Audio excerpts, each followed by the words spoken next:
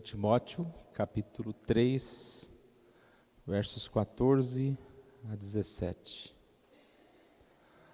Tu, porém, permanece naquilo que aprendestes e de que fostes inteirado, sabendo de quem o aprendestes, e que desde a infância sabes as sagradas letras, que podem tornar-te sábio para a salvação pela fé em Cristo Jesus. Toda a Escritura é inspirada por Deus e útil para o ensino, para a repreensão, para a correção e para a educação na justiça, a fim de que o homem de Deus seja perfeito e perfeitamente habilitado para toda boa obra. Hoje nós comemoramos o dia da Bíblia e nós cantamos agora: que alegres são essas palavras, belas palavras de vida. Nós temos aqui em nosso boletim um pouquinho dessa história, porque esse dia foi separado. Diz que em 1549, na Grã-Bretanha, o bispo Cranmer, ele incluiu no livro das orações do rei Eduardo VI, um dia para intercessão em favor da leitura da Bíblia. E assim, essa data passou a ser sempre guardada. Ou seja, o dia da Bíblia foi como que marcado um dia para intercedermos pela leitura da Bíblia. E aí acho que inclui tudo, a questão da explicação da Bíblia, da divulgação da palavra. Orar para que a palavra de Deus chegue a mais corações. Aqui ainda diz que no Brasil passou a ser celebrado em 1850, com a chegada da Europa e dos Estados Unidos, com a chegada dos missionários, os primeiros missionários da Europa e dos Estados Unidos. O texto que nós lemos fala que a Bíblia é a palavra de Deus, e é importante frisar aqui: toda a Escritura é inspirada, é útil. Nós temos visto, principalmente, ataques à questão da Bíblia como um todo. Algumas pessoas tentam dizer: não, a Bíblia é Jesus, é o que Jesus diz, como se Jesus contradizesse Moisés ou outras pessoas. Um pastor muito famoso ultimamente tem aparecido aí na mídia falando que a Bíblia precisa ser atualizada. E aí ele dá todo tipo de explicação e não chega a lugar nenhum. Porque nós sabemos que nós que precisamos nos atualizar, não a Bíblia. Nós que precisamos crer, nós que precisamos aplicar a palavra de Deus nas nossas vidas, e a Bíblia não muda. Nós precisamos entendê-la e precisamos tomar muito cuidado com isso. Esse dia, irmãos, nós queremos lembrar um pouquinho da história da vida de um homem chamado William Tyndale. A Bíblia é um livro muito importante. A Bíblia é um livro que, infelizmente, como nós acabamos de dizer, ele é usada muitas vezes de forma errada. Mas graças a Deus, irmãos, pela revelação das Escrituras. Graças a Deus por entendermos igual. Não é muito bom a gente chegar aqui na igreja, ver uma leitura, ver um estudo de uma lição, e a gente aprende sempre, mas ao mesmo tempo a gente concorda, porque a gente reconhece aquilo que nós já temos aprendido no decorrer da nossa vida, e o que um irmão vem, o que um professor, o que o pastor fala, é aquilo que a gente também está entendendo da Bíblia.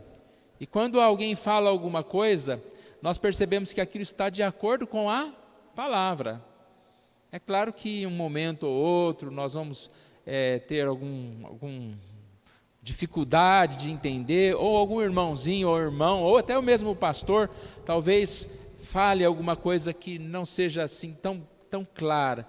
Mas, no geral, quando a gente lê, quando a gente estuda a Bíblia, a gente entende a palavra de Deus. E a gente vê que aquilo é falado pelo Espírito Santo de Deus nos nossos corações. Porque não basta entender a palavra, a letra, mas a gente precisa sentir, a gente precisa receber essa palavra pelo Espírito Santo.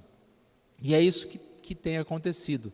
Então, é um grande privilégio para nós isso, irmãos. Quantos não entendem, quantos não percebem, quantos olham para a Bíblia e tiram sarro da Bíblia.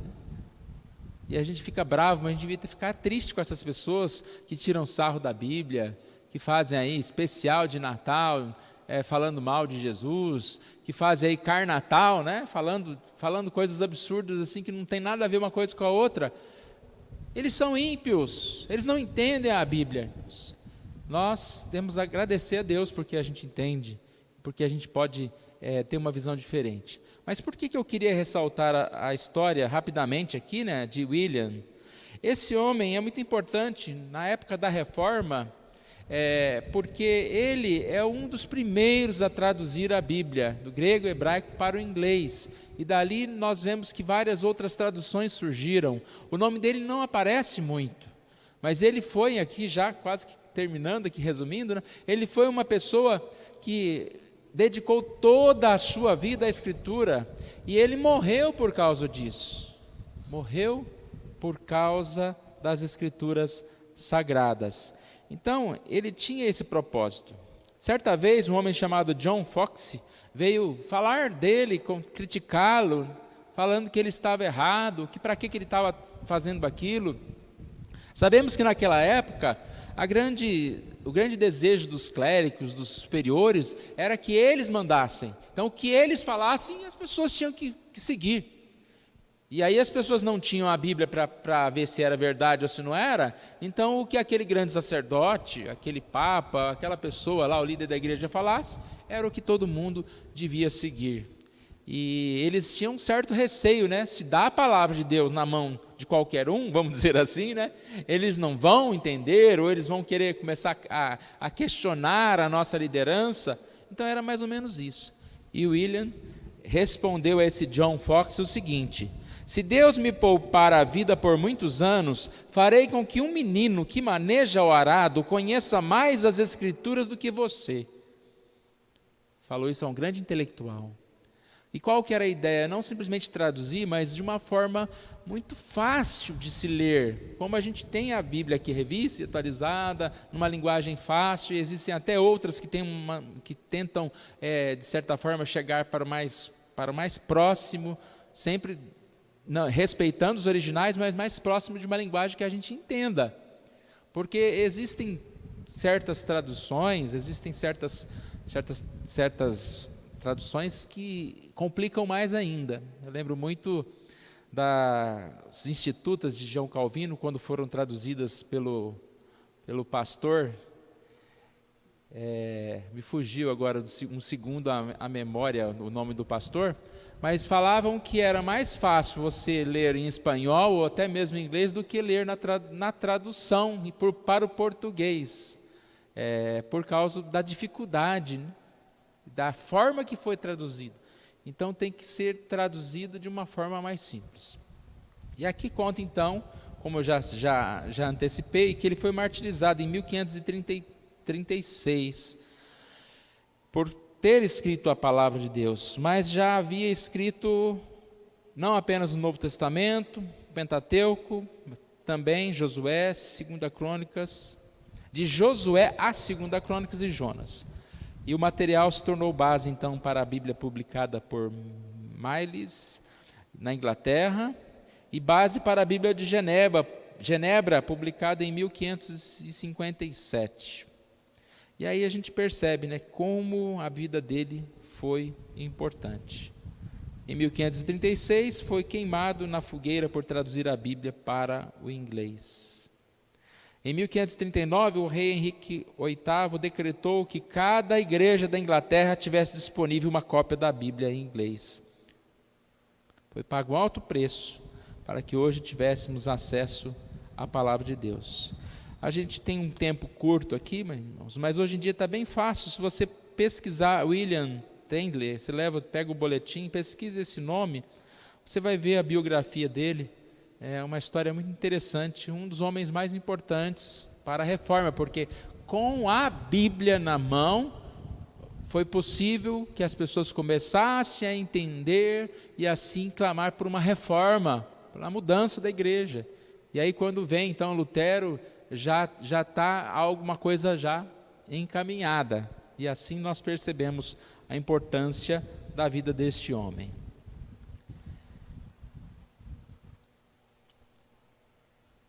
Lembremos nesse dia, 2 Timóteo 3, 16 e 17. Toda a Escritura é inspirada por Deus, útil para o ensino, para a repreensão, para a correção, para a educação na justiça, a fim de que o homem de Deus seja perfeito e perfeitamente habilitado para toda boa obra.